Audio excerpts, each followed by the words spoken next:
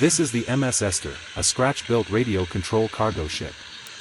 The ship is made out of 1/8-inch plywood, and fiberglassed on the outside of the hull.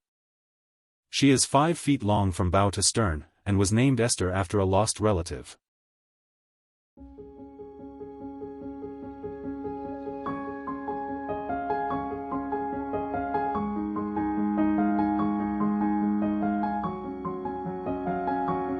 She is loosely based on a dry goods cargo ship, but an imaginary design in favor of a more traditional bow.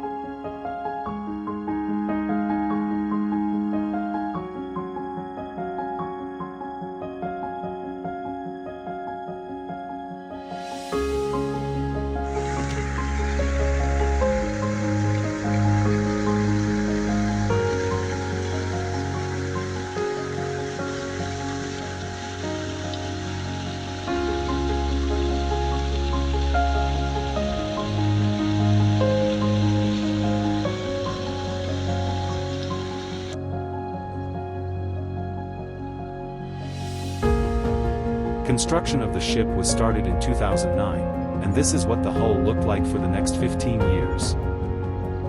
Finally, after sitting in the attic for so long, it was decided that it was time to get her finished and out on the water.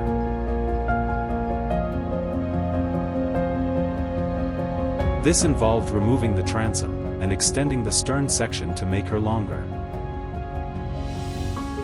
The original bow design swept inward at the front, and did not look right for a ship.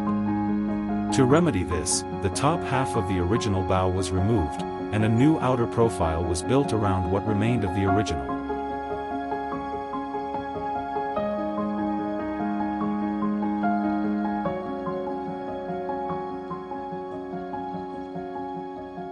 Now with a more appropriate profile, and a more scale length, work could begin on the final design.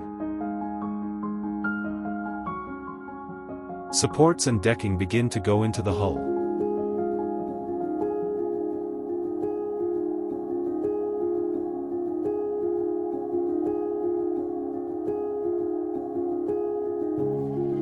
Large openings, for the cargo holds and superstructure, are cut in the decking.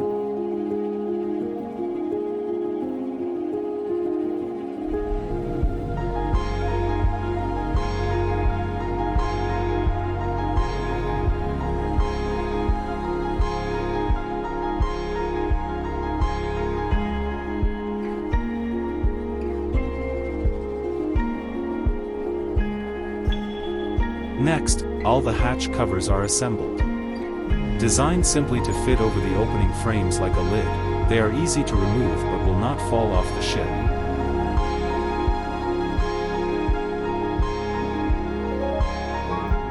After that, the hull is filled and contoured with auto body putty, and sanded in preparation for fiberglassing. With the fiberglass applied and sanded, work begins on building the ship's superstructure and wheelhouse.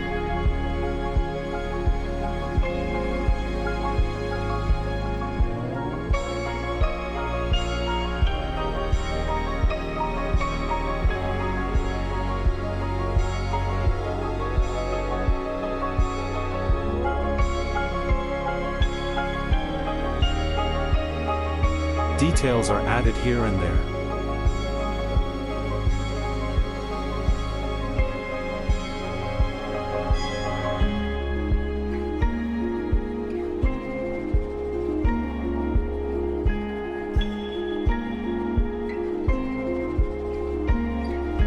Now the hull gets its first coat of red anti-fouling paint.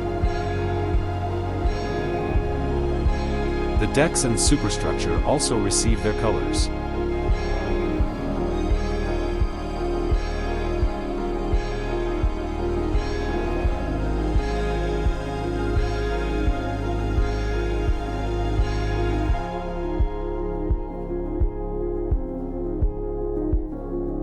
Finally, the blue hull color is applied, along with anchors made of nails, and other spare parts. A few basic details were already added.